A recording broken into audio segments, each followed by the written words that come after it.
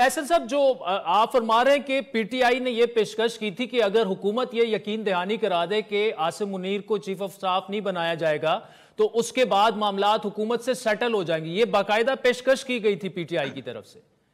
देखिए, जो उनकी गैर रस्मी बातचीत होती थी हमारे कुछ लोगों से, उसमें उन्होंने इस तरह के इंदिए भी दिए थे। तो मैं समझता हूं कि ये उनकी सारी जो खेल था, इसका मकसद फौज के अंदर एक तकसीम पैदा करना था।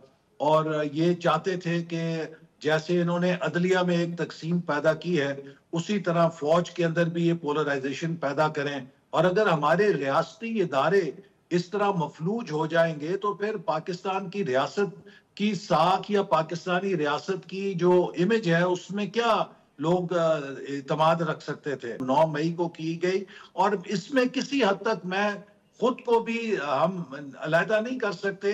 जब इन्होंने 2014 में पार्लियामेंट पे हमला किया था, तो उस वक्त अगर इनको करार वाकई सजा मिल जाती तो शायद ये चैप्टर बंद हो जाता। लेकिन उस वक्त हमने पॉलिटिकल टॉलरेंस के जज्बे के तहत या इस हवाले से कि सियासी इंतकामी कार्रवाई का तासुर ना जाए, उससे सरफे नजर किया।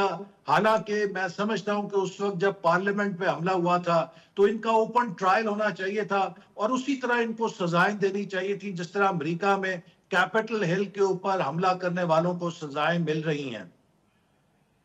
ठीक, लेकिन ऐसे साहब एक तासुर ये भी है, और पीटीआई का ये बड़ा मजबूत एक दावा वो करती हैं कि हमारे वो रहनुमा जो कि चेयरमैन पीटीआई को और पार्टी को नहीं छोड़ना चाहते, उन्हें उठा लिया जाता है, उसके बाद वो आके प्रेस कॉन्फ्रेंस कर देते हैं। तो ये सरासर सियासी इंतकाम है।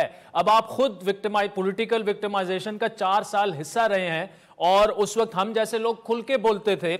आज अगर ये तासुर उभर रहा है तो इस पर आप क्या कहेंगे?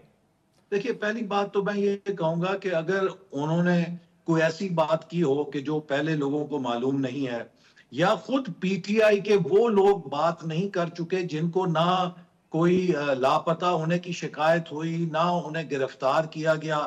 बहुत सारे पीटीआई के रहनुमा जो गिरफ्तार नहीं हुए, वो पहले ही इन चीजों का इकरार कर चुके हैं और इनकी तस्दीक कर चुके हैं।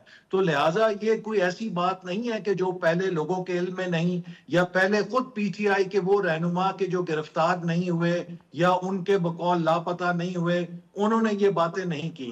तो ये सारी चीजें कड़ियां जो है उसी एक साजिश को बेनकाब कर रही हैं, जो पहले से ही लोगों को मालूम है और पीटीआई के दीगर रहनुमा उसकी तस्दीक कर चुके हैं।